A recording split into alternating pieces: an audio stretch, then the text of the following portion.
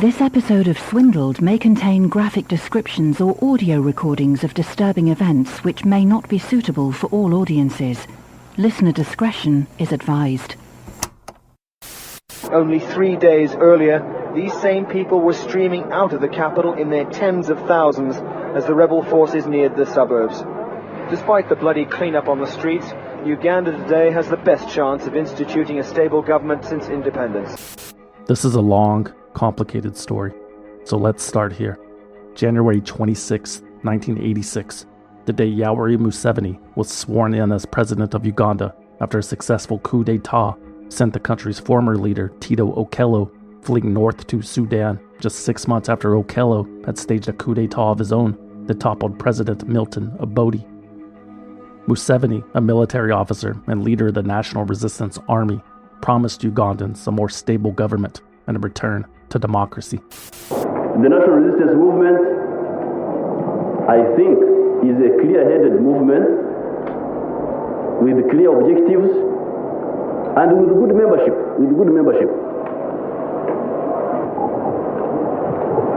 I think it makes a very big difference from the situation in which we were, where the very people in power were they themselves encouraging evil instead of trying to combat evil. I think this is a slightly different situation.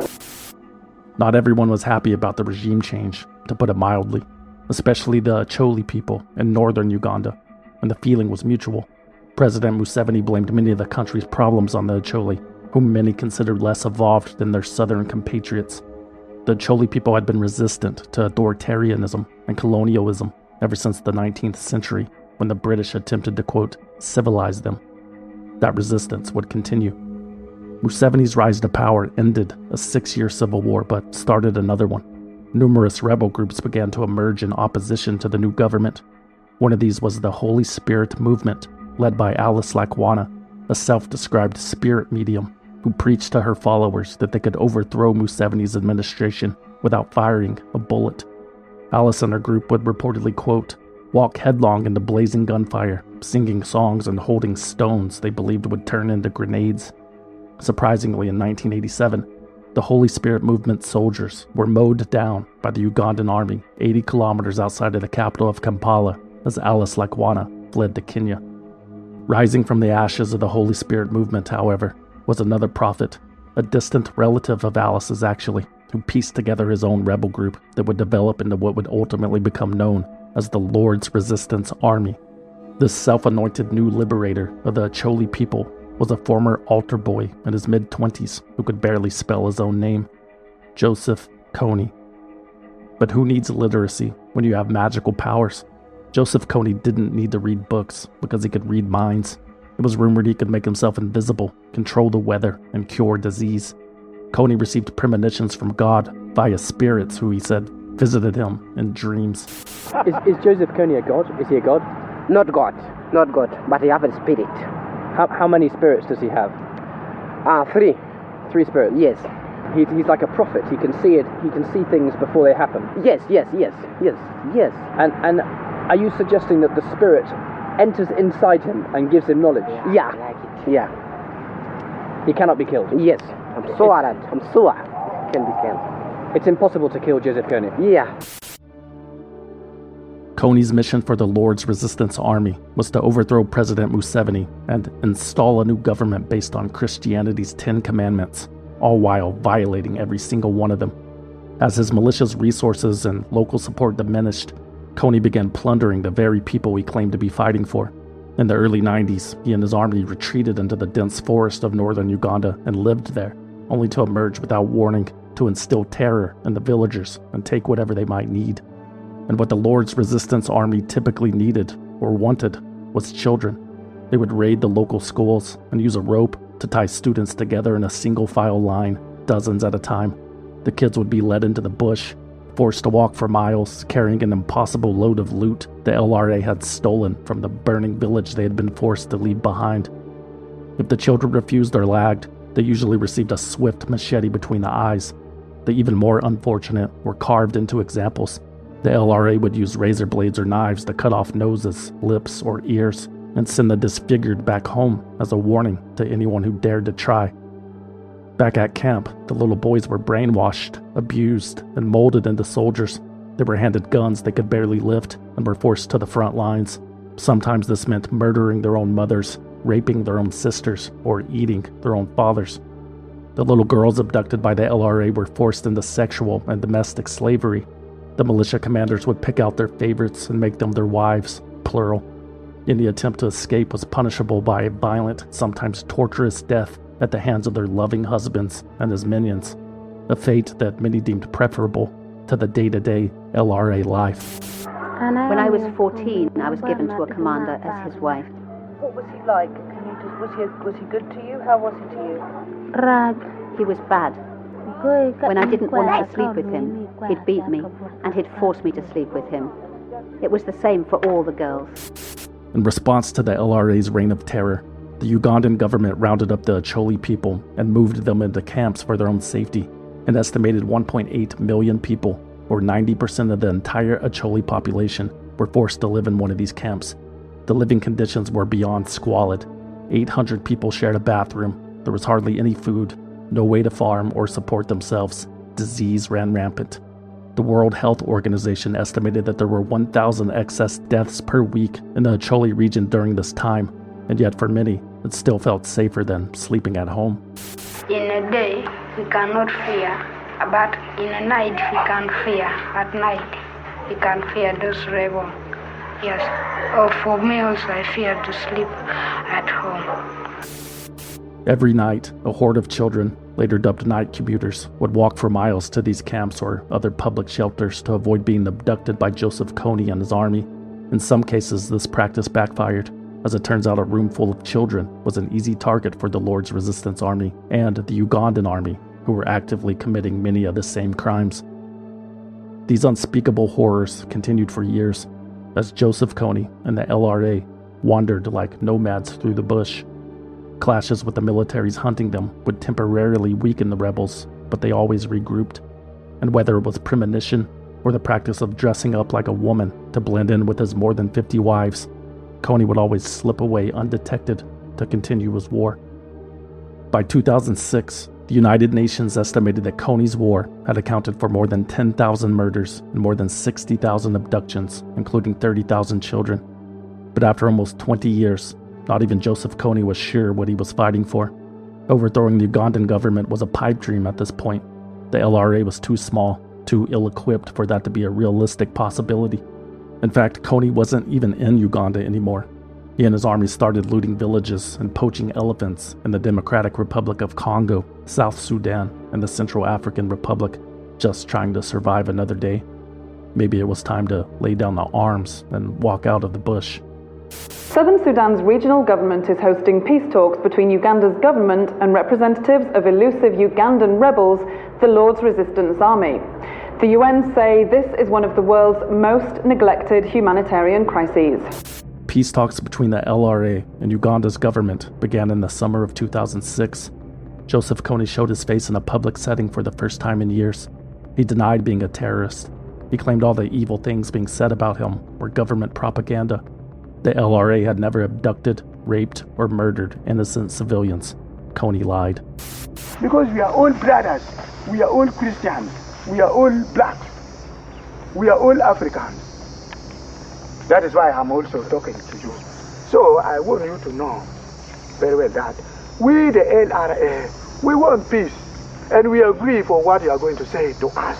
We agree of it. We don't want to fight. Kony said he wanted peace, but there was one little obstacle.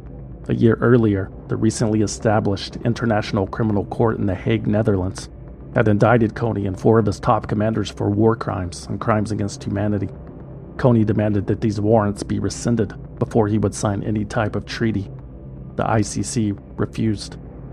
So Kony abandoned the peace talks in 2008, and the Ugandan, Congolese, and Sudanese governments responded by planning a joint military operation backed by U.S. intelligence and logistical support to search and destroy the LRA. Operation Lightning Thunder took place on December 14, 2008. It was a miserable failure. Not only did the LRA survive the offensive, but the rebels ramped up their brutality. which culminated in a series of simultaneous heinous attacks in the Congo 10 days later on Christmas Eve. The same tactics were used in each village. They stripped and tied up their victims with cords and bicycle tubes, raped the women and girls, and then crushed their skulls with whatever blunt instrument they could find. In 2 cases, the Human Rights Watch reports the LRA tried to murder 3-year-old toddlers by twisting off their heads. More than 860 innocent civilians were killed. More than 160 children were abducted. Entire villages were wiped out. Those who survived did so by playing dead or hiding. One man, a 72-year-old grandfather, told HRW researchers that he watched from a bush as the LRA systematically slaughtered 26 of his friends, family members, and neighbors, including his wife. That night, I heard the LRA celebrating, the man remembered. They ate the food the women had prepared and drank the beer. Then they slept there among the bodies of those they had killed. When the rebels finally left, that man was left alone to dig a mass grave. A year later, the LRA celebrated the anniversary of the Christmas massacres by killing another 320 people and abducting 250 more. The shade of a mango tree is home for these people for now. They fled their village in southern Sudan after gangs of men with machetes went on a rampage. Joseph Kony's Christian rebel group, the Lord's Resistance Army, or LRA, is being blamed for a series of brutal attacks. Why was nobody stopping this affront to humanity? Were we, as an international community, resigned just to look the other way and let this continue indefinitely? We have the technology. We have the resources. We have the means. However, according to Public Affairs Officer Dan Travis at the U.S. Embassy in Uganda, neutralizing Joseph Kony was not as easy as it might have seemed. As I said, in a jungle the size of France. Yeah. You know, that we have interesting technology, but we don't have magic. You know what I mean? These things take a lot of coordinated work. Magic might be a bit hyperbolic, but he's right. Capturing Kony would require a special effort. It was like looking for a needle in a haystack, as they say. A haystack the size of France, in this case, and a nomadic needle with its own personal army of child soldiers and guns. Unfortunately, magicians weren't stepping up to accept the challenge. However, one musical theater kid and his surfer buddies from San Diego were willing to heed that call. An African warlord becomes a viral sensation and in the process delivers lessons about fame, charity, and the ugly realities of the world to us all. On this episode of Swindled. They bribed government officials, clear violations of federal and state law, clearly unethical, paid to play millions of taxpayer dollars that were wasted, paid tens of millions of dollars, $1 billion, dummied up its books and records to hide the by falsifying its books and records, responsible for the collapse of the entire system. And in this role of some kind of swindle, is that right?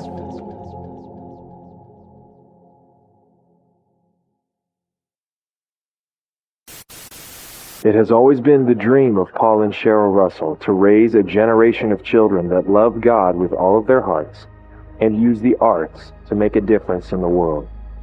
And that dream is coming true with many CYT alumni entering the entertainment world. Mariah Angelou, Mamma Mia, Las Vegas. Brian Crumb, Next to Normal on Broadway. Jason Russell, filmmaker, Invisible Children. Jason Russell was born to be a storyteller. His parents, Paul and Cheryl, are the founders of San Diego's Christian Youth Theater, an after-school program for kids that eventually became the largest theater arts training program in the U.S. Jason grew up on stage there as a performer, appearing in at least 100 productions. He also directed and choreographed dozens more. That experience profoundly shaped who Jason became. He even met his future wife Danica at CYT when they were both kids. But when he got older, Jason Russell decided against joining the family business. He went to film school at USC instead. Jason had Hollywood aspirations, and he was well on his way to achieving them, reportedly selling a musical to DreamWorks Pictures and working with Disney. Yet, the whole time, Jason couldn't shake the feeling that he could be doing something even more meaningful. He kept thinking about Dan Eldon, the young photojournalist who was beaten to death in Somalia in 1991. He kept thinking about Africa. Jason Russell had actually been to Africa once already, a few years earlier, as part of a Christian mission that spread the gospel through dramatic theater. The whole experience had left a bad taste in his mouth, though. all that old school proselytizing in the year of our Lord, 2000. Jason thought telling a story would be a more effective vehicle to inspire. He had been reading about the Civil War in Darfur and the genocide that followed in 2003. He felt compelled to do something. So 24-year-old Jason Russell recruited 2 friends from San Diego, 21-year-old Bobby Bailey and 19-year-old Laren Poole, to travel to Sudan that spring to document it. The trio raised $10,000 from family and friends, which they used to buy camera equipment and airfare, and off they went on a life-changing adventure. Laren Poole, interview number 1, Bobby Bailey. That's Bobby. My name is Jason Russell, and so we are naive kids that haven't traveled a lot, and we are going to Sudan. I think it will be fun. I do. I'm not about fun as much as saying like deep, rich meaning.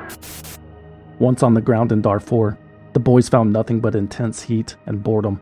They recorded themselves vomiting, setting anthills on fire, and chopping a snake in half before receiving word that refugees of the war had migrated south to Uganda. The young filmmakers followed. In one village, they met a woman named Jolie Okot, who ran an organization that provided dance therapy to children in the war-torn region. The boys say Jolie became their African mother and even volunteered to drive them to the city of Gulu, where they'd find exactly what they were looking for. However, during that drive, the truck in front of them was ambushed by a group of men who seemingly appeared out of nowhere from the bush. The 2 occupants of that truck were killed. Fortunately, Jolie had turned the car around in time to escape danger. Once in Gulu, Jason, Bobby, and Laren had so many questions. Jolie explained the history of the Lord's Resistance Army and Joseph Kony, how they abduct kids and force them to become soldiers or sex slaves. Jolie told them that she herself had been kidnapped when she was younger, but managed to get away, and she said it was still happening. There were places in the city that she could show them where the night commuters from surrounding villages came to sleep. He said we should go document them, and so we did. We arrived at a bus park to the sound of kids, thousands and thousands of kids, without an adult in sight, except for a guy with an AK-47 strapped to his back. Needless to say, we found our story. What they found was appalling. Hundreds of children sleeping on top of each other, victims of a conflict much older than them. The filmmakers were baffled that this situation wasn't household news outside of Uganda. I really felt God was saying to me, Jason, you went on this experience for a reason, and I'm showing this to you because there is a story that I desire for you to tell, Russell told the San Diego Union Tribune. Jason, Bobby, and Laren spent the next 2 months in Uganda. They talked to everyone they could find who was willing, including Jacob Ache, a 13-year-old boy who had witnessed the LRA slice his brother's throat. Back in the States, the filmmakers spent the next year editing their trove of footage. The result was a 55-minute documentary titled Invisible Children, Rough Cut, which, to quote the promo materials, exposes the effects of a 20-year-long war on the children of northern Uganda. Jason and friends started hosting private screenings of their film in 2004. In 2005, they started showing it at schools and churches and handing out free DVDs. So we made this movie and we toured it throughout the world. We go to high schools, colleges, engage millions of young people to get involved. Invisible Children, the movie, garnered its fair share of publicity. An estimated 5 million people saw it that year. The filmmakers hoped it would be the catalyst that spurred people and lawmakers to end the crisis. In our world, abducting children, cutting people's faces off, making children eat their friends, that just doesn't happen, Jason Russell told Time magazine. We thought once people know about this, it's going to end in a year.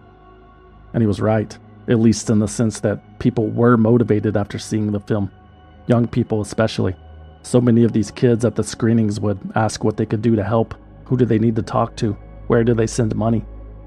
Once again, the filmmakers were compelled to act. There must be more they could do, something more organized. What if we, raise money by making a t-shirt that says, Africa is the new pink, Laren suggested. Africa is so hot right now, or something like that. Anybody else? Yeah, let's just start a non-profit. Okay. We did it because there's this guy, his name's Joseph Kony. He's a real bad guy. He's actually the worst guy in the world right now, according to the International Criminal Court, and we're trying to stop him from committing mass atrocities against children. We're not talking about one child abducted. We're not talking about 10,000 children. We're talking about 30, 40, 50,000 children. He's been doing it for 24 years. We think it's time for it to stop. And that's what Invisible Children is founded on. You know, is this war, seeing it come to an end. The mission of Invisible Children, a nonprofit organization founded in 2006, is to increase awareness and hopefully end the barbaric practices of the Lord's Resistance Army and its leader, Joseph Kony. In its early years, Invisible Children raised funds to rebuild schools in northern Uganda, pay for scholarships, and establish a village-to-village radio warning system. At the same time, the organization continued to raise awareness among the Western youth by publishing videos on YouTube, which had recently risen to prominence, and by partnering with pop-punk and emo bands like Fall Out Boy and Pierce the Veil. Invisible Children also started organizing campaigns to inspire participation. For instance, in 2006, they announced the Global Night Commute, where young people worldwide, in a show of solidarity, would simulate the Ugandan night commuters' struggle by walking through their own cities and sleeping in a park. The Invisible Children co-founders promoted the campaign with a tongue-in-cheek song and dance. We got to do something, you guys. What can we do to bring them back? They respond to like spectacle, something huge, big, flashy. That's what we need to do. Let's bring it. Okay, you know, then let's give them what they want. Let's do what we always do. Dance. We're on a mission, put Uganda deep inside your mind. It needs attention and a dance to make it sparkle and shine.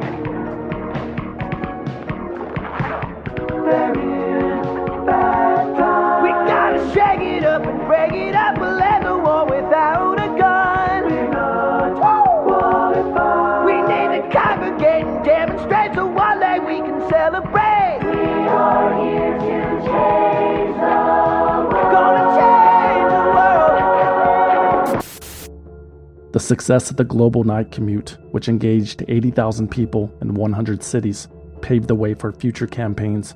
2007's Displace Me asked participants to build cardboard huts, subsist on water and crackers, and write letters to the government. 2009's Rescue Me campaign involved groups of teens marching to locations in their cities where they would wait to be rescued by a celebrity or public official. The point is, we can have fun while we end genocide. It's an adventure. Invisible Children's most effective campaign, however, was lobbying the American government. People in positions of power took notice and listened. In 2010, bipartisan legislation called the Lord's Resistance Army Disarmament and Northern Uganda Recovery Act was introduced as a direct result of the efforts of Invisible Children and similar nonprofits. The world's problems can seem overwhelming at times. It is fashionable to blame conflict in Africa on poverty and other environmental factors, but sometimes just getting rid of one person does make a big difference. President Obama signed the LRA disarmament bill into law on May 24, 2010. It called for increased, comprehensive U.S. efforts to help mitigate and eliminate the threat posed by the LRA to civilians and regional stability. The three Invisible Children co-founders were on hand to witness the signing. We have seen your reporting, your websites, your blogs, and your video postcards. You have made the plight of the children visible to us all, Obama said in a statement. That legislation led to a new U.S.-backed anti-Kony military mission, codenamed Operation Observant Compass, in October 2011. Obama announced he was sending 100 American Green Berets to advise and assist the Ugandan army in tracking down the warlord. The Americans would not be on the ground, but would provide intelligence, air, and logistics support. Joseph Kony has successfully evaded capture for over 2 decades. It remains to be seen what difference 100 American troops will make. But if he is killed or captured, it will not only be a massive relief to the hundreds of thousands of victims, but also a great victory for both the Ugandan and American governments. The initial results of Operation Observant Compass were encouraging. The LRA's numbers were halved. At least 3 of the militia's top commanders surrendered or were killed, including Kony's deputy. But alas, Joseph Kony was nowhere to be found. The small LRA platoons were spread across highly remote areas in 3 different countries, and they no longer used radios or cell phones. Furthermore, there were rumors that the Ugandan army wasn't exactly motivated to find him.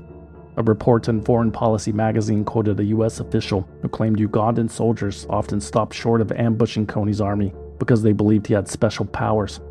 There was also resentment in the ranks for having to take orders from U.S. troops huddled together hundreds of miles away in air-conditioned offices while they were out in the bush swatting bugs. So, like every preceding effort to catch Kony, Operation Observant Compass proved to be a failure. Looks like we're running out of ideas, gentlemen. Has anyone tried a TED Talk? I'm going to tell you how to murder someone. And I promise you that you'll never be caught. I'm listening. My name is Jason Radical Russell. I'm exactly who you think I am. A middle-class kid from San Diego, California. I like to surf and make movies. I'm currently listening to Mumford & Sons and Lady Gaga. And I'm a millennial. Oh god, never mind. Actually, Jason Radical Russell did have one more idea to make Joseph Kony a household name. It was another movie he directed and narrated.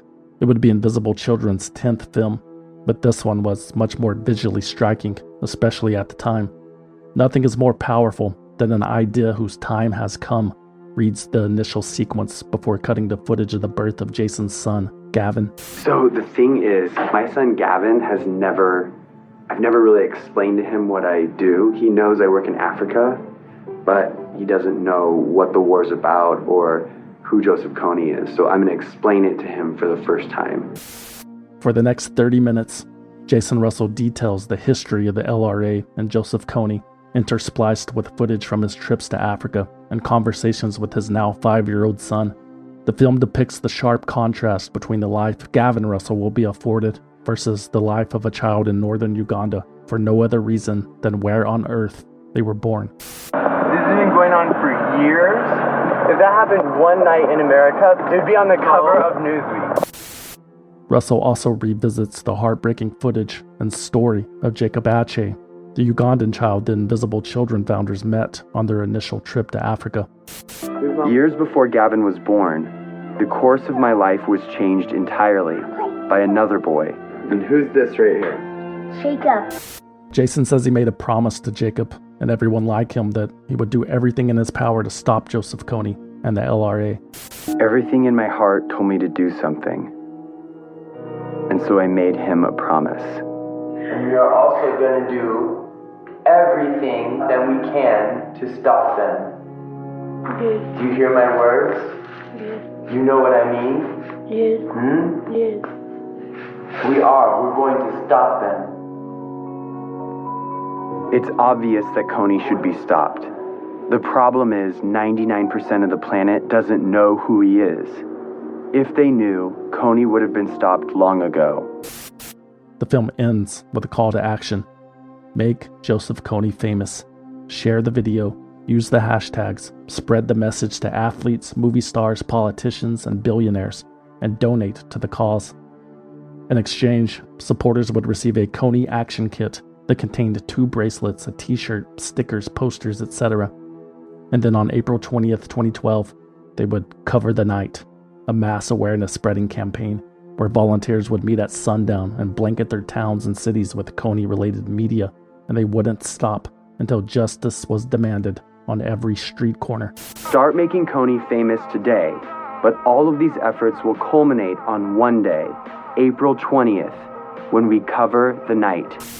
That video, simply titled Kony 2012, was published to YouTube on March 5th, 2012. Not even Joseph Kony himself could have predicted what would happen next.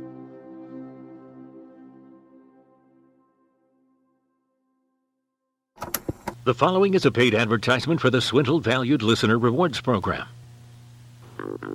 Are you tired of hearing advertisements in swindled like this one? Do you wish there was more swindled content to distract you from your miserable existence? Don't settle for those other inferior podcasts with the annoying hosts who laugh at their own jokes. Become a swindled valued listener today to receive easy access to new episodes and exclusive access to bonus episodes that are not available anywhere else. Completely advertisement free. It's fun for the whole family, but don't take our word for it. So, I was on a date the other day, and this guy kept talking about this podcast, Swindled. Long story short, I started listening and loved it, and eventually became a valued listener. And for a brief, fleeting moment of time, I could actually relate to another human being. No, not that guy. He was too short. Millions of Swindled fans have discovered the secret of becoming a valued listener. Try it in your own home today. Also, act now to receive the Valued News for Valued Listeners update show at no extra cost. That's a $5,000 value for one easy monthly payment of $4.99.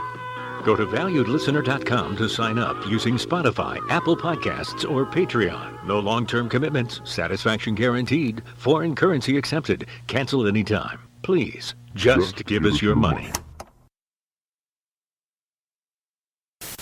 Well, this next story is about the amazing effect of a simple click. And tonight, nearly 10 million people know about the atrocities happening in a country in East Africa and a man named Joseph Kony. Nearly 21 million people have watched, seen nearly 40 million times. It's a documentary that's taken viral to new levels. Kony 2012 has gotten 50 million views on YouTube since Monday. 50 million and counting. It's a stunning YouTube sensation, a true phenomenon. The video details the alleged war crimes of Joseph Kony, the leader of the Lord's Resistance Army in Uganda. Joseph Kony. Joseph Kony. Joseph Kony. The African warlord Joseph Kony. Now, it's the campaign video that has swept the world, thanks to the power of social media. More than 70 million people have now seen Kony 2012. 100 million people viewed this film. In less than a week, it's become the most viral video ever. Also, make sure you tell us in the comments section how you plan to help out with this global crisis. Within 24 hours of Kony 2012's release, the Invisible Children staff was popping champagne at its San Diego headquarters. Expectations were high, but 1 million views in less than a day was not something anyone had anticipated. The organization's previous record for one of its videos was 80,000 views. An extraordinary achievement became even more remarkable as the hours ticked by. 1 million views turned into 1 million views per minute at its peak. Kony 2012 became the most viral video ever, surpassing Susan Boyle's famous Britain's Got Talent video for the fastest ever to reach 100 million views. Everybody was talking about it. More than 1 million people left comments on YouTube, more than 11 million shares on Facebook. A Pew Research poll found that 58% of young adults aged 18 to 29 had heard about Kony 2012 within the first week. That same research found that 66% of Twitter posts during that time period pertained to the anti-Kony campaign. We wanted 500,000 views in the whole year of 2012. We got 500,000 views in the first 3 hours it was online. By the time we reached day 7, we had 120 million views around the world, translated into every country in every language. How did this happen? Well, Invisible Children's plan worked. As instructed, viewers of the video flooded culture makers and policymakers with the link. Many of them, including Rihanna, Taylor Swift, Justin Bieber, Emma Stone, Nicki Minaj, Bill Gates, and others, shared the link with messages of support. Oprah was so moved that she donated $2 million. Soulja Boy, apparently not a fan of boy soldiers, made a song. Stop Kony. Stop Kony. Stop Kony. The enthusiasm from supporters of the campaign to stop Kony was undeniable. Millennials who had never previously donated to a nonprofit changed their profile photos on social media in a show of support. Some were getting Kony-related tattoos, unironically, which paired well with the finger mustache. At the same time, the enthusiasm was practically immeasurable. Invisible Children's website crashed due to traffic. Its phone system overloaded. Inboxes were flooded. Our website wasn't built to maintain 35,000 concurrent viewers at one time. So our website's crashing intermittently. The only thing we could communicate through was Tumblr. Invisible Children was also forced to shut down its online shop. There were only 2 people in the organization's fulfillment department, and there was a backlog of hundreds of thousands of orders for action kits. The Kony 2012 campaign had literally sourced every blank red t-shirt in the country, while interns and volunteers stayed behind in San Diego, drowning in the demand. Invisible Children's public face, Jason Russell, was crisscrossing the country, riding the wave of success. By day 3, I was in LA doing interview after interview after interview, took the red eye to New York, landed at 5 in the morning, cover of the New York Times, above the fold, Kony 2012 goes viral. I'm on the Today Show, People Magazine, Reuters, on and on and on. I was so excited, finally someone was caring about these invisible children. Yet, even Jason Radical Russell struggled to keep his head above water.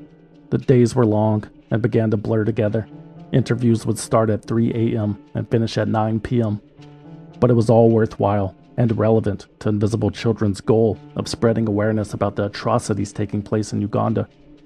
However, at a certain point, Jason Russell realized that, more often than not, instead of focusing on Kony, he was having to defend himself against a tsunami of criticism.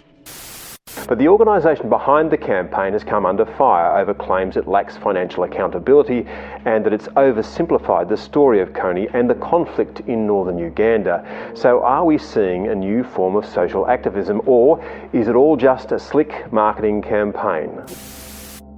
First off, no one disagreed that Joseph Kony was a bad person, evil even. That wasn't the issue. The issue, as many described, is that the reason Joseph Kony was a bad person was rather complicated. You can't just condense such a complex story into 30 minutes, add some spooky music, archival footage, and narration, and then ask people to donate to your website, and act like the world's problems are solved. It's not that black and white. Invisible Children dismissed that criticism as myopic. In fact, the organization took it as a compliment. Their films were made for high school kids, not foreign policy experts.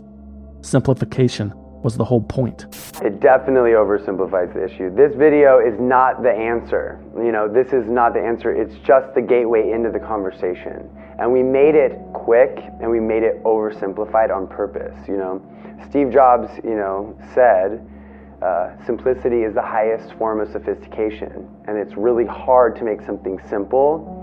And we worked really hard to make it simple. So we're proud that it's simple. We like that. Okay, Jason, if you like that one, try the rest of these criticisms on for size. Many of those same foreign policy experts and journalists whose opinion Invisible Children summarily dismissed argued that the Kony 2012 video manipulated or exaggerated basic facts. For starters, Joseph Kony and the LRA hadn't operated in Uganda in years. His militia had been radically diminished, and those young night commuters like Jacob Ache were practically non-existent. In fact, most of the kids featured in the video were adults now, including Jacob, who in 2012 was studying to become a lawyer. To call the campaign a misrepresentation is an understatement, wrote Ugandan journalist Angelo Izama. The situation in Uganda had vastly improved. The issues and terror described in the Kony 2012 video were from a bygone era. The LRA was far down the list of the country's most pressing issues. Unemployment, child prostitution, AIDS, a mysterious neurological disease that affected many children in war zones called nodding syndrome, even other warlords. It would make more sense to focus on those. Nice message, one Ugandan military official said about the viral video to CNN. 15 years too late. Also, and this is petty, apparently the Invisible Children guys weren't even pronouncing the personification of the evil's name correctly. Ugandans pronounce it Joseph Kony, not Kony, as evidenced in this video response to the viral phenomenon by the country's Prime Minister, Amama Mbabazi, whose name I definitely did not just butcher. The presentation in that video gives a picture that is not complete. When you look at it and you listen to what they are saying, it's as if Kony is still in Uganda, as if Uganda is still at conflict. And yet, of course, we all know this is not true. Speaking of the Ugandan government, that was another point of contention for critics of the video. There's no mention of the Ugandan government's role in all of this.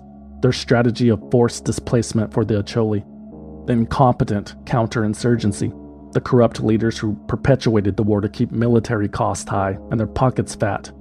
As Jane Bussman mentioned in her opinion piece for The Guardian, half of the country's budget came from foreign aid, and a sizable chunk of that was earmarked for hunting the LRA. Western charities essentially enabled leadership to keep 2 million Ugandans in semi-starvation camps at gunpoint while they, quote, looked for Kony. We need an enemy. We need to know who the worst is. And the world has already agreed. We didn't make it up. The International Criminal Court has said the first is Joseph Kony because he's the most perverse in the world. He's just the most perverse. No one makes anyone else, takes children, makes them kill their parents and eat their parents. Okay. There was no incentive to catch the boogeyman. Even worse, the Ugandan military was guilty of the same atrocities. President Yoweri Museveni came into power through the use of child soldiers. And by the way, he's still the president, almost 40 years later, despite allegedly rigging elections and murdering dissidents. And this is who Invisible Children was partnering with? What do you have to say for yourselves? We do not defend any of the human rights abuses perpetrated by the Ugandan government or the Ugandan army, a statement read. None of the money donated through Invisible Children ever goes to the government of Uganda. Yet the only feasible and proper way to stop Kony and protect the civilians he targets is to coordinate efforts with regional governments. Great. Let's talk about those feasible and proper ways to stop Kony. Invisible Children's main goal was to make Kony famous enough to convince international politicos to take a stand.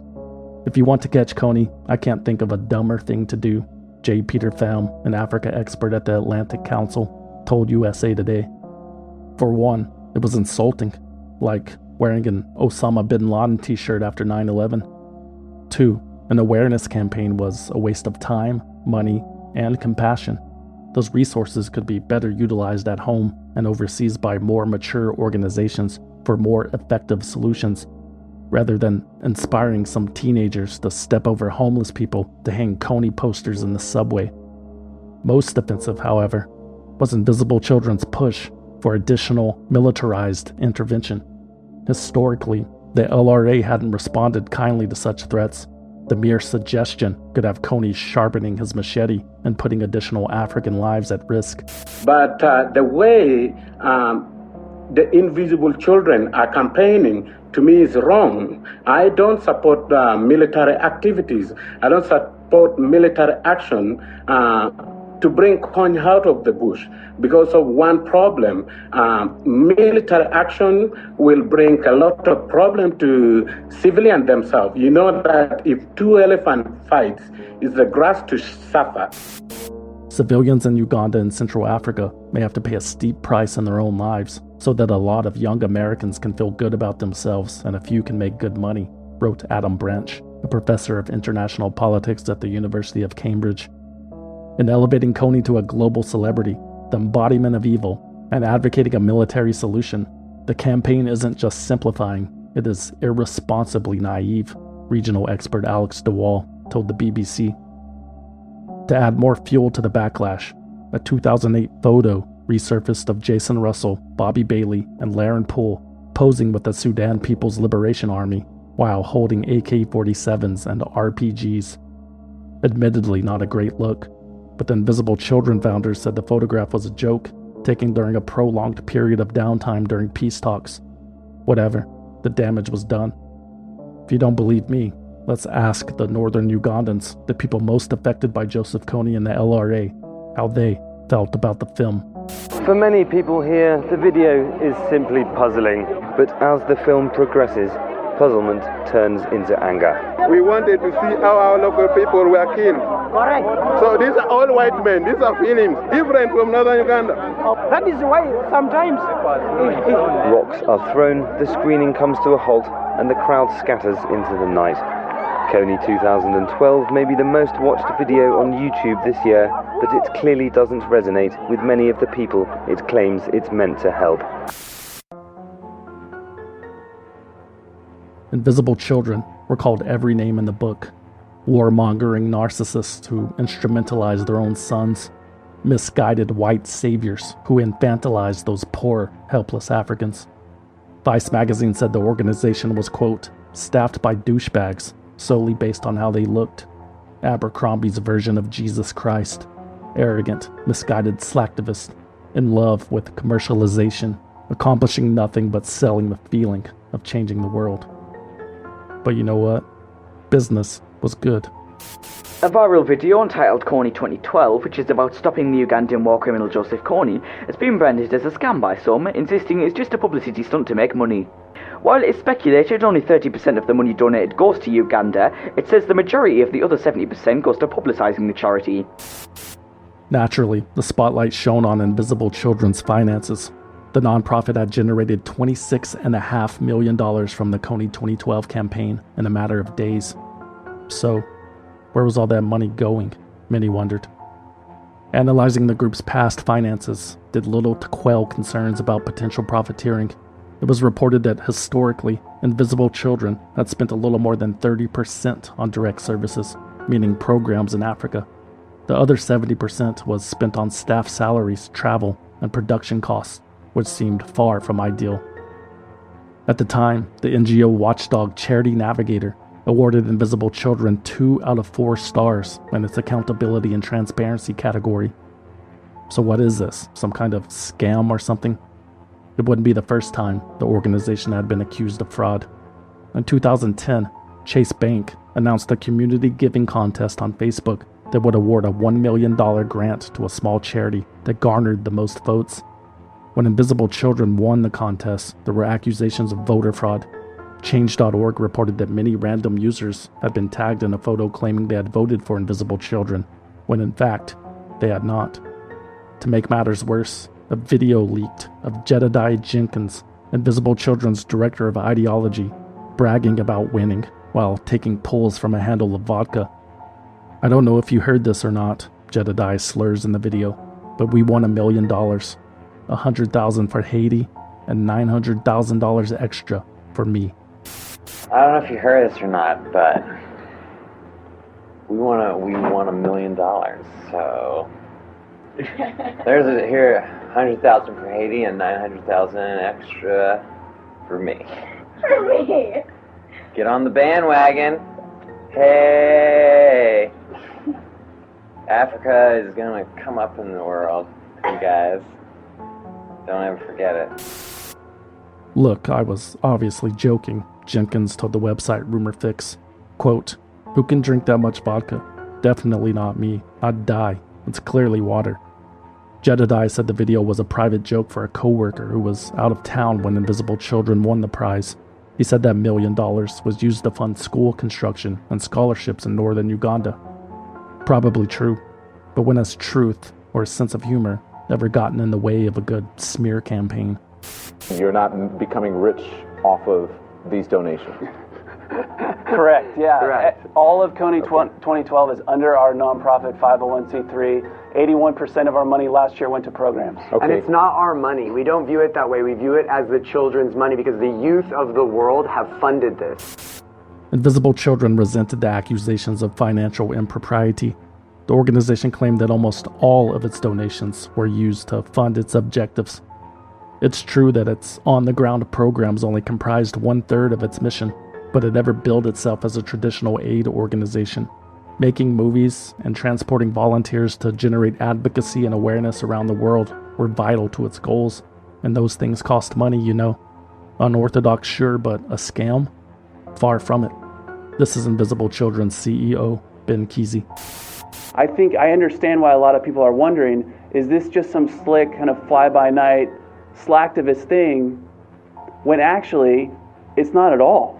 It's actually it's connected to a really deep, thoughtful, very intentional, and strategic campaign. I understand that people have questions about our comprehensive model and may question our strategy. But any claims that we don't have financial transparency, or that we're not audited every year by an independent firm, or that we don't have financial integrity, just aren't true. To pacify its critics, Invisible Children provided a breakdown of its finances and frequently asked questions on its website. That information proved that 80% of the money raised was spent on its comprehensive mission, while only 16% went to administration and management costs, which included the $90,000 salary of the organization's highest paid employee, Jason Russell. Not a bad living, but it's not like he was the CEO of the Susan G. Komen Breast Cancer Organization, who made $684,000 that same year. As for the low rating on Charity Navigator, Invisible Children attributed that to having 4 independent voting members on its board of directors instead of 5, but they were working on it.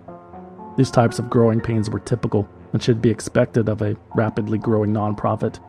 Even with criticisms considered, it was difficult to argue that Invisible Children hadn't been successful in achieving its goals.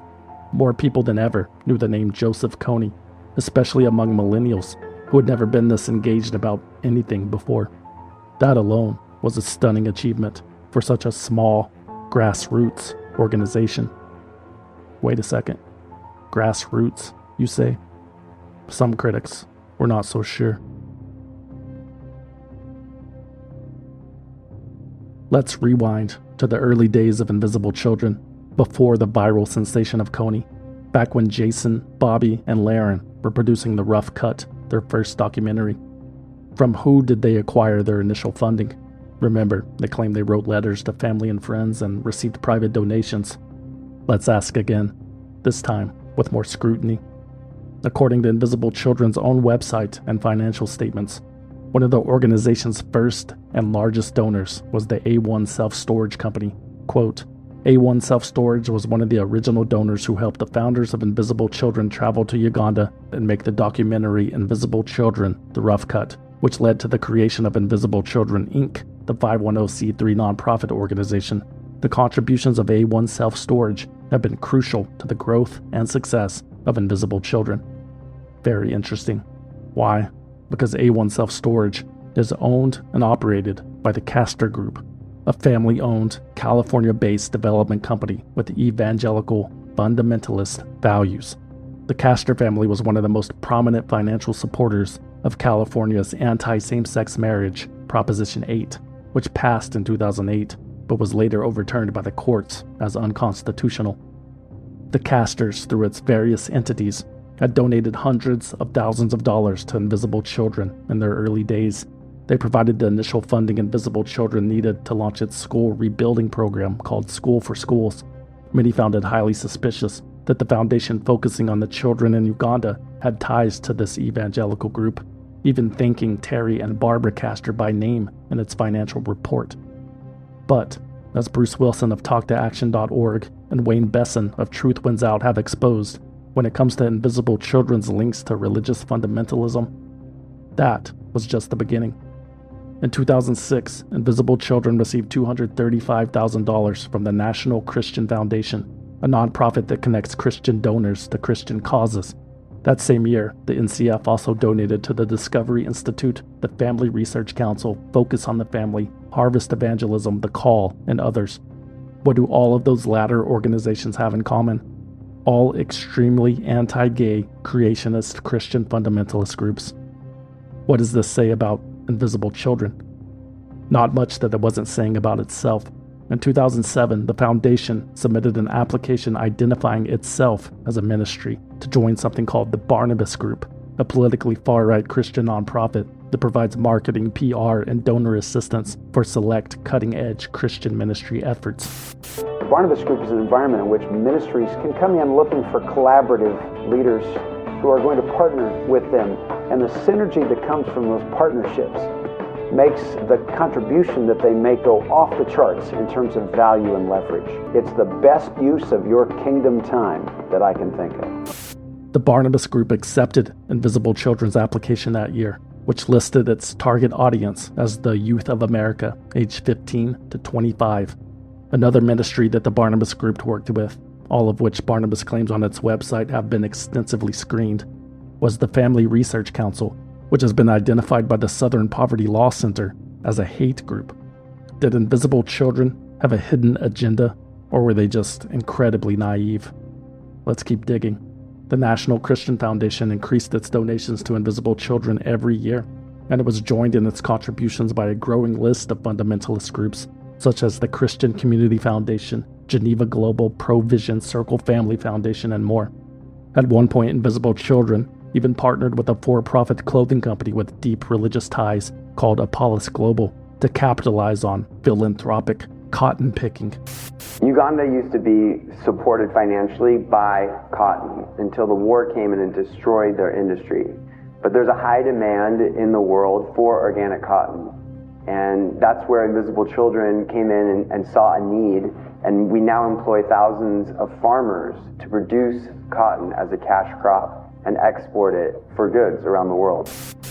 That partnership is questionable for more than one reason, but let's focus on the fact that the founders of Apollos Global were alumni of the Fellowship's National Student Leadership Forum. The Fellowship is another name for an enigmatic conservative Christian group known as the Family. There's a little-known organization in Washington with a worldwide reach and enormous and sometimes surprising political connections. Family is a conservative Christian group that for decades used its proximity to power to influence policy. It hosts small bipartisan prayer groups and has put on the National Prayer Breakfast since 1953. The Family also is known as the Fellowship and remains secretive by design. The Family has been called the most influential evangelical network on earth. If you've never heard of it, that's by design. Its members, which consist of international political and business leaders, have been quietly exerting influence on global policy from behind the scenes since 1935. This is journalist Jeff Sharlet, who has written 2 books about the Family, which he described as a fundamentalist threat to American democracy. That's their terms. The longtime leader of the group, a man named Doug Coe, says the more invisible you can make your organization, the more influence it will have, which is true, which is why we have lobbying and disclosure laws, which over the years they have managed to evade. Of course, the Family has a vision for Africa too, one in which peace will sweep across the land once everyone there worships a blonde-haired, blue-eyed Jesus. And one example of their handiwork, members of the Family in the U.S. Congress have been blamed for reversing Uganda's declining HIV rates by discouraging condom use in favor of abstinence and fidelity. This is now deceased Oklahoma Senator Jim Inhofe, a member of the Family, eulogizing Doug Coe, the Family's leader, who died in 2017. Doug once asked me, he said, if you were God, how would you help all those poor people in Africa? I said, I'm not God, so I don't know what I would do. But you seem to know, so you tell, if you were God, how should you help the poor people in Africa? And Doug Coe said very quietly, I would change the hearts of their leaders. What does any of this have to do with Invisible Children? Well, at a certain point, Invisible Children's programs in Africa became intertwined with those of the Family. The Foundation's Schools for Schools mentoring program was headed by a man named Paul Laquia. He even appears in the background of one of Invisible Children's videos. Paul Laquia was also the education director for a leadership academy run by the Ugandan branch of the Family. Another leading member of that academy was a member of parliament named David Bahati, who introduced a reprehensible anti-LGBT bill that criminalizes same-sex conduct in Uganda, including potential life sentences and the death penalty for those convicted of, quote, aggravated homosexuality. David Bahati credited the Family for the inspiration and technical support with the bill, which was signed into law in 2023 by President Yoweri Museveni, also a member of the Family. The Family also explains how Invisible Children, a young startup nonprofit, already had so much political backing in Washington, D.C. in its early years. Anytime the organization pushed for legislation, someone was listening, and it wasn't just the big man upstairs. Guess which senator was one of Invisible Children's most vocal supporters? When we heard there's a guy up there named Joseph Kony, when I got up there were 3 guys who I really believe we would not be where we are today if it hadn't been for them. They were the Invisible Children guys. That's right, Senator Jim Inhofe. The problem with all of this isn't that Invisible Children is a fundamentalist Christian organization. That's whatever. The problem is that Invisible Children routinely denied being a fundamentalist Christian organization, even though most, if not all of its leadership were devout Christians with deep ties to other fundamentalist groups. We celebrate the fact that our staff is made up of people from diverse backgrounds and belief systems, IC wrote on its website. The foundation even publicly disapproved of the anti-gay bill introduced in Uganda. So again, were they being dishonest or woefully naive? Some early interviews with Jason Russell appear to shed some light on this debate. At a 2005 Christian conference in San Antonio, Texas, Russell referred to Invisible Children and its films as a Trojan horse designed to infiltrate secular institutions and surreptitiously promote his group's version of Christianity. Coming in January, we're trying to hit as many high schools, colleges, and churches as possible with this movie. We are able to be the Trojan horse, in a sense, going into a secular realm and saying, guess what? Life is about orphans, and it's about the widow, and it's about the oppressed. That's God's heart. This vividly reveals Invisible Children's invisible agenda. Truth Wins Out's executive director Wayne Besson told the Huffington Post, "This group is not simply about exposing LRA leader Joseph Kony, but engaging in stealth evangelism." Yeah, that about sums it up. Invisible Children disagreed. Quote, "Invisible Children believes in the equality of all people around the globe and is in no way an anti-gay organization. We are deeply saddened and troubled by recent attempts by some to associate Invisible Children with a pernicious anti-gay worldview. We believe that hate in any form is detrimental to our mission and that the liberty of all human beings is bound together." And then it deleted the question on its FAQ page, asking if Invisible Children was affiliated with any religious organization. The conversation changed from Joseph Kony and the children who were victims of the war to who is this nonprofit? Who is this filmmaker? People thought we were getting rich off this. That is not true. People thought Joseph Kony was dead. That is not true. Some people even thought we were the propaganda arm of a government. That's absolutely not true. The pressure was getting to them. Jason Russell found it frustrating that all the interviewers wanted to discuss was the methods of making a video go viral or the controversies that arose afterward. What about Joseph Kony? What about the children? The film is changing the world, Russell told Time magazine, but at the same time, people are calling me the devil. Jason was a hero. No, he was a warmongering blowhard. Invisible Children was doing important work. No, Invisible Children was a staunchly anti-gay covert evangelical mission. The opposing views were difficult to reconcile in Jason's head. Never been a war like this online ever. And this is what you do to anyone who starts to get big. You go after them and you try to expose them. That's where my anxiety's been coming from. Total fear. Like fear, it's all in my head.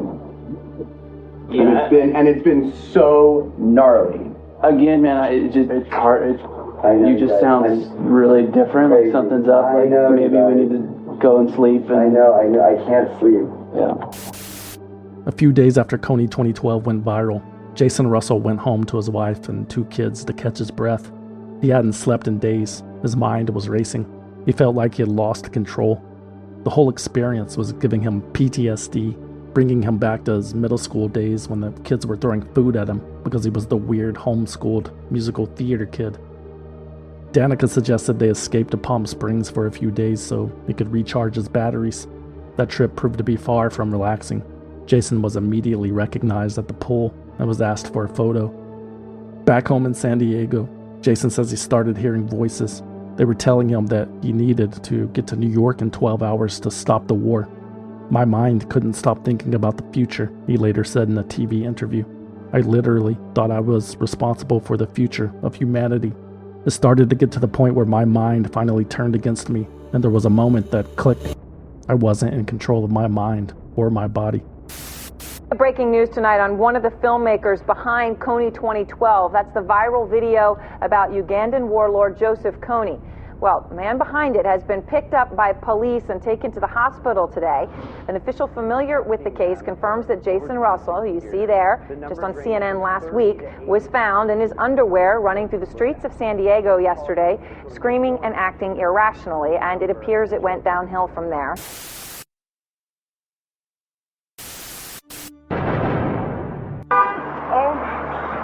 What? Give me the devil.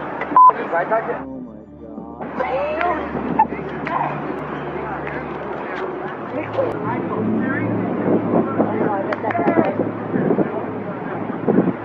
Hey, get off my grass. Hey, asshole. Get out of here. I thought he was just high on something. I thought he was a druggie or something, you know? He seemed like, he might have been a little mentally unstable. First he was wearing underwear, but later that came off. You can see how he repeatedly pounds the pavement. And he got naked, and then he started doing obscene things on the street naked. On March 15th, 2012, at 11:30 a.m., San Diego police received reports that a white male was running through the streets in his underwear at the intersection of Ingram Street and Riviera Drive in the Pacific Beach neighborhood. The man was reportedly ranting to himself about good versus evil, God and the devil. He was flipping off cars, strutting around, snapping his fingers, and slapping his hands on the ground hard enough to dent his wedding ring. Bystanders tried to calm the man down, but that only seemed to agitate him further. "I want to fuck your face," he allegedly screamed at a woman before performing some of the most aggressive downward dogs you've ever seen. In the midst of all of this, his underwear came off. There were reports that the man began masturbating, spilling his invisible children all over the street. "Do you believe in world peace?" he asked a passing mail carrier. "Yes," the mailman replied, "but put on your underwear first." Eventually, the police arrived and took the man into custody. He was later identified as 33-year-old Jason Russell of recent Kony 2012 notoriety. Now, to be clear, what he did was technically against the law, so why was there no arrest? Because of statements that he was making, there were questions about his overall ability to form criminal intent. So it was determined that medical evaluation and treatment was the better course of action than arrest. Because of his mental state, Jason Russell was not charged with any crimes. However, the incident would follow him around forever because a passerby filmed the breakdown and sold the footage to TMZ for $30,000. Jason Russell had done it again, twice viral in as many weeks. The hashtag #horny2012 was trending. But not everyone was laughing. Jason told The Guardian he only remembers slivers that day, like the horror on his mother's face when the police handcuffed and led him away. His wife Danica had called his parents for help while she shielded their children's eyes. At the hospital, Jason remembers being convinced that the staff was trying to kill him. He says it took 8 people to hold him down to administer the drugs he was refusing to take. Jason wasn't intoxicated at the time either, and had no history of mental illness. Early diagnosis suggested he was suffering from a brief reactive psychosis brought on by extreme exhaustion, dehydration, and stress. Kony strikes again. Danica Russell released a statement on behalf of the family. "We thought a few thousand people would see the film, but in less than a week, millions of people around the world saw it. While that attention was great for raising awareness about Joseph Kony, it also brought a lot of attention to Jason, and because of how personal the film is, many of the attacks against it were also very personal, and Jason took them very hard. He has a long way to go, but we are confident that he will make a full recovery," she added. "He is and will remain under hospital care for a number of weeks, and after that the recovery process could take months before he is fully able to step back into his role with invisible children." Again, it's hard to explain if people who've never had an out-of-body experience, but it really wasn't me. Mm-hmm. That wasn't me. That person on the street corner ranting and raving and naked is not me. That's not who I am. Months later, Jason Russell appeared on the Today Show and Oprah to try to explain what had happened. There were all these other rumors, too, that you were gay. Mm-hmm. Yeah, I've heard those rumors. Yeah. That you were running in the streets nude and because you were gay. Well, in the video, I'm snapping my finger up and down, kind of like this. So, and, I grew up in theater. My parents started a large children's theater organization. So I am, animated. I am... Theatrical. Not exactly a denial. But anyway, Jason said the thing that sucked most about the breakdown is that it gave people an excuse not to do anything. Quote, "People are like, didn't that filmmaker take all the money and then go crazy naked in the street?" Yeah, a tough act to follow. Fortunately, the rest of the Invisible Children staff picked up the slack. Dear friends of Invisible Children, this is Ben Kesey. Today and these last 2 weeks have been some of the hardest of our lives. And seeing what happened to my friend Jason today was so hard. Some of the personal attacks against him and his wife and his kids and family was hard for him. It really took a toll, and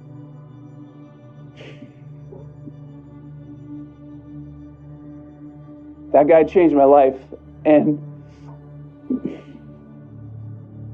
many other people too, many of you watching this, and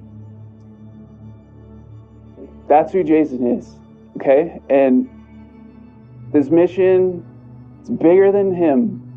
We know that that's true. And so I just want to say right now, for the rest of us here, we're not stopping. Please stand with us. Thank you so much for your support. It really means the world to us right now. Thank you. A few Kony-related things happened while Jason Russell was incapacitated, thanks to the buzz created by the viral video. On March 22, 2012, a U.S. Senate resolution condemning Joseph Kony and the Lord's Resistance Army was introduced. The legislation was spearheaded by Senator Chris Coons of Delaware and the family's own Senator Jim Inhofe of Oklahoma. On March 24, 2012, the African Union announced that it was forming a brigade of 5,000 troops to hunt down Kony, but claimed it had nothing to do with the recent publicity.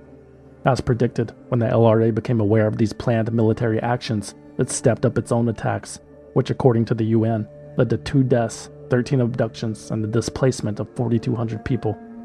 The LRA even responded to the Kony 2012 campaign, calling it a disguise for a U.S. effort to expand its power. On April 5, 2012, Invisible Children released its highly anticipated follow-up to Kony 2012. It was called Kony 2012 Part 2, Beyond Famous. The 20-minute video responded to many of the organization's criticisms, highlighted the group's efforts on the ground in Africa, and prominently featured Jolie Okot, Invisible Children's Uganda country director. It's narrated by Invisible Children's CEO Ben Kesey. Jason Russell's name is nowhere to be found. To date, that video has 2.9 million views, or less than 2% of what Kony 2012 received in its first 5 days. This was a bad sign. Invisible Children was struggling to hold a place in the internet's short attention span. And remember, the Kony 2012 campaign's centerpiece was right around the corner. Cover the Night was still planned for April 20th. It was the opportunity to translate online activism into real-world change. When that date arrived, as feared, Cover the Night was a complete dud. Immediately, Cal State Fullerton students rallied together and created a Cover the Night event in which 240 students said they would attend. However, when the sun went down on Friday, April 20th, the campus was empty and quiet. Disappointing numbers trickled in from around the world. Only 17 people showed up in Vancouver, where 21,000 people RSVP'd to the Facebook event. Only 25 in Sydney, out of almost 19,000. You get the picture. The movement was dead. But the United States government never stopped believing. In 2013, the State Department offered a $5 million reward for any information leading to the arrest of the LRA's top 3 leaders. In 2014, Obama announced he was sending additional aircraft and troops to the region to assist with the search. Researchers of the LRA say the rebel group has split up into small units of about 10 to 15 fighters. This strategy, they say, is to help them find safe havens in the thick jungles of the Central African Republic, where they are believed to be hiding. Yet again, they turned up empty-handed. So in 2017, after its 6-year, $800 million hunt for Joseph Kony, the United States declared mission accomplished and pulled its troops out of the area. Though it failed to capture or kill the LRA's notorious leader, officials said the militia had been reduced to fewer than 80 soldiers, down from 2,500 at the height of the LRA's murderous rampage in the late 90s.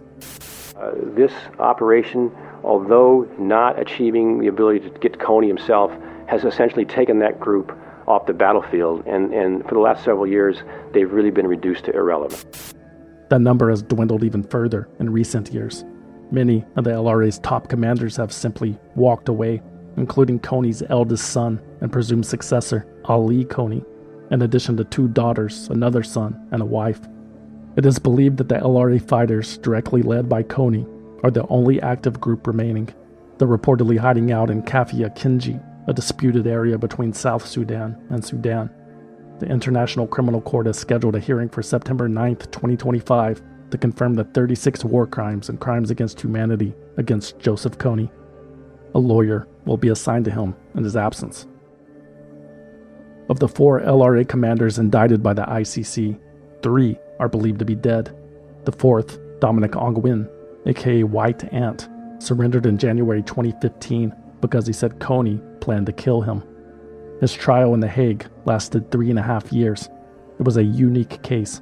Ongwen had been abducted by the LRA when he was 10 years old and turned into a soldier. He was both a victim and a perpetrator. The 45-year-old pleaded not guilty, and his lawyers pushed for an acquittal, saying he was brainwashed. While prosecutors and lawyers for thousands of victims say, as an adult, he was a ferocious, enthusiastic warlord. Dominic Ongwen was ultimately convicted of 61 charges, including murder, rape, and sexual enslavement. Judges said White Ant personally ordered his soldiers to carry out mass killings of more than 130 civilians between 2002 and 2005, in which innocent people were burned alive or beaten to death. He was sentenced to 25 years in prison on May 6, 2021. Invisible Children popped champagne for a second time. Or at least they would have if they had been around to see it. A major announcement by the group Invisible Children 2 years after the founder has this very public breakdown on the street corner in Pacific Beach. The group, famous for documenting the plight of children in Uganda, is closing most of its U.S. operation, including here in San Diego. On December 15, 2014, Invisible Children posted a statement on its website announcing that it would wind down its U.S. operations by the end of the year and internationally by 2015. We're firing ourselves, but we're not quitting, the statement concluded, because we won't stop until every captive man, woman, and child is out of the LRA. In the years after its viral sensation, Invisible Children released more videos and launched new campaigns, none of them nearly as successful as Kony 2012. Not that the group expected them to be. Its core supporters had moved on to other trends like pouring buckets of ice water over their heads and doing the Harlem Shake. The nonprofit raised more than $40 million in total, which, according to Ben Kesey, was virtually exhausted on its mission in less than 2 years. No regrets. That's what the money was for. Was it a success? That's a long, complicated story. There's a lengthy list of accomplishments, but the main goal, capturing Joseph Kony, was never achieved. Invisible Children still exists today, but in a much different form. The organization doesn't focus on making videos or launching massive awareness campaigns. Today, we are intently focused on supporting and expanding nimble community-based solutions that are making children and families safer from violence in some of our world's most remote and isolated regions, its website reads. None of the 3 original founders are involved. So what's next? Well, Jason Russell and his wife published a book in 2017 called A Little Radical, The ABCs of Activism for Kids. But I have a feeling that he's itching to make a new movie. So Mr. Radical, if you're listening, I have an idea. A trail of blood allegedly leads to the Allied Democratic Forces, a shadowy extremist group with ties to ISIS that's preyed on both Uganda and the neighboring Democratic Republic of Congo, where they're based, and where soldiers have chased them for years. In March, the jihadists hacked to death dozens of people in Congo's fragile east, authorities say. Telltale tactics that these survivors in Uganda now know too well. Okay, that's horrible, but actually, I had something else in mind. Hear me out. Hi, my name is Paul Russell, and I want to welcome you to Christian Youth Theater and Christian Community Theater. We are the only children's theater arts program that combines Judeo-Christian ethics in every aspect of their training. No matter how different we all may be, say you have flaws, well I've got those too. But hear that applause, cause it's all for you. Who cares how strange it may be?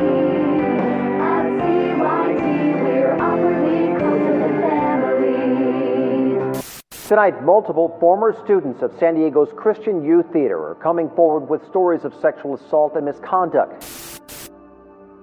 On July 14th, 2020, Landon Baldwin, a teaching artist and improv coordinator at Christian Youth Theater, publicly resigned from his position in a scathing letter posted to Facebook. Landon, who had been involved with the El Cajon-based theater since he was 10 years old, wrote that he could no longer in good conscience devote his time and expertise to, quote, a company that trends toward values opposite my own. Landon was referring to the fact that CYT's leadership had ignored his and others' concerns over the recent rehiring of a choir teacher who had been fired from a local school district for, quote, severe and pervasive sexual harassment of at least 3 female students. Landon's resignation letter, even though he wasn't a victim himself, spurred a chain reaction. In the comments, dozens of former CYT students and teachers came forward with their own stories of abuse, everything from sexual assault by some of the theater's employees to rampant racism and homophobia by the staff. The victims included the hashtag CYTKnew, alluding to the fact that many of them had gone to Paul Russell, CYT's founder and executive artistic director, who ignored their cries for help. Baldwin says the culture of CYT, which he says included racism, homophobia, bias, and bullying, allowed this alleged abuse to occur. CYT acknowledged the accusations and scheduled a press conference for 10 days later. The organization's president, Janie Russell Cox, daughter of the founders, addressed the concerns inside the theater from which the sign had already been removed. We are heartbroken and devastated about the experiences of former students of our program that were recently shared on social media. Our first priority is the health and safety of these individuals who have come forward. Janie said the company was investigating the allegations internally, even though all of the accusations had occurred before she was president. Some dated back 25 years. She said CYT was creating a diversity committee and that all 6 branches of CYT San Diego would be shut down indefinitely, which in this case meant about 2 months. We are fully committed to the safety of every single child, and we are grieving for every single individual whom we love and care so deeply for, who are hurting right now. We apologize and love you. A civil lawsuit followed. Christian Youth Theater, whose motto was awkwardly closer than family, was not a safe haven for children, but rather a safe harbor for predators, the complaint reads. The lawsuit alleges that at least 10 children, aged 8 to 17 at the time, were sexually abused by 6 adults who were employed by CYT. The victims are suing the company for negligent supervision, alleging Paul and Cheryl Russell, who founded CYT in 1980, knew about the abuse as early as 1992, yet failed to do anything. According to the lawsuit, the culture at the theater normalized and incentivized grooming behaviors. Adults would co-mingle with the children at birthday parties, movie outings, and even sleepovers. Directors would give preferred acting roles to their chosen favorites. The specific details of the abuse allegations are disturbing, so be warned. Not that it's a competition, but the worst offender by far was an extremely well-respected and beloved teacher named Rob Buse. Buse would supply the children with alcohol, methamphetamines, ecstasy, and date rape drugs. He'd bring porn to the sleepovers or encourage all the boys to get in the hot tub and take off their clothes. One victim described laying awake, listening to Rob Buse rape his friend in the same room. Another said Buse posted a photo of his naked buttocks on a dating website without his consent, and then invited interested parties over to take turns on the intoxicated 17-year-old. This abuse went on for years in some cases. These kids were afraid to admit what was happening. Most had grown up in an environment where they were taught gay experiences and premarital sex meant a one-way ticket to hell. It was best to keep a secret. Those who did come forward weren't taken seriously. They said Paul Russell would tell them it was just boys being boys, or that it was harmless experimenting. He would instruct them to forgive Rob and move on as, quote, good Christians do.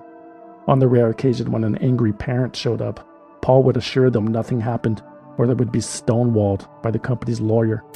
I kind of like to say I'm in the business of changing the lives of kids for the better. Rob Buse was never disciplined by CYT, other than a little Christian counseling. Finally, one mother reported the abuse to a high school where Buse was working as a guest choreographer. That school notified the police. Rob Buse was arrested and charged with sodomy in 2003. He pleaded guilty to a lesser charge of unlawful sexual intercourse with a minor, and was sentenced to 14 days in jail while avoiding registering as a sex offender thanks to multiple employees from CYT writing letters to the judge begging for leniency. Rob Buse was invited to the CYT reunion in 2019. The statute of limitations has expired for most of the lawsuit's allegations, so additional criminal charges are unlikely. The civil case will be tried by a jury on November 14, 2025. The victims, referred to in the court documents by their initials, will finally have their stories told. Although one of them, J.R., has always had a knack for telling his own. These abuse allegations go back almost as far and involve potentially dozens of alleged victims, including a close family member of CYT's president. In an August 2020 post on Instagram, Jason Russell, the son of Paul and Cheryl Russell, wrote, "I am a survivor of childhood sexual assault. I was 13, 14, and he was probably 22, 23, and a male director named Rob Buse at my parents' organization, CYT. He was my friend. He really was, but I've since learned that it's almost always a friend or family member, right? The same man also molested many of my closest guy friends. It was our first sexual experience. Imagine the irreversible damage. At the time, I was so ashamed, because 14 was old, and I felt I should have known better. I should have walked out of the room. I should have screamed no. I should have had the courage to speak up. But the grooming and petting is real.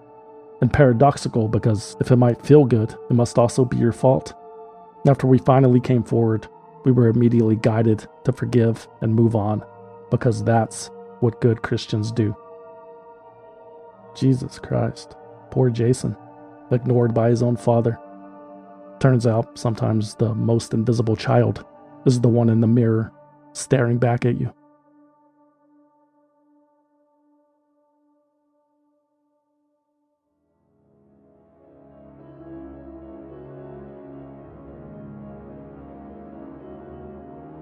Swindled is written, researched, produced, and hosted by me, a concerned citizen, with original music by Trevor Howard, aka Deformer, aka Radical.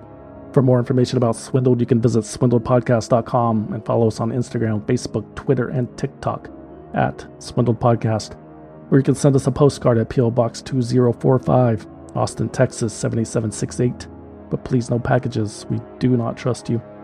Swindled is a completely independent production, which means no network, no investors, no bosses, no shadowy money men, no action kits. And we plan to keep it that way, but we need your support. Become a valued listener on Patreon, Apple Podcasts, or Spotify at valuedlistener.com. For as little as $5 a month, you will receive early access to new episodes and exclusive access to bonus episodes that you can't find anywhere else. And everything is 100% commercial free. Become a valued listener at valuedlistener.com. Or if you want to support the show and need something to wear on your one-way trip to hell, consider buying something you don't need at swindledpodcast.com/shop. There are t-shirts, patches, hats, hoodies, posters, coffee mugs, and more. swindledpodcast.com/shop. And remember to use coupon code CAPITALISM to receive 10% off your order. If you don't want anything in return for your support, you can always simply donate using the form on the homepage. That's it. Thanks for listening. Hello, my name is Faye from Georgia. Hello, my name is Brian from Ottawa, Canada. My name is Amber Adams, calling from Alaska. And I am a concerned citizen and a valued listener. Long-time listener. Because this is the best show ever. Everyone, make sure you put on your tinfoil hats. The government doesn't care about you. No one cares about you but you. Tinfoil hats for all.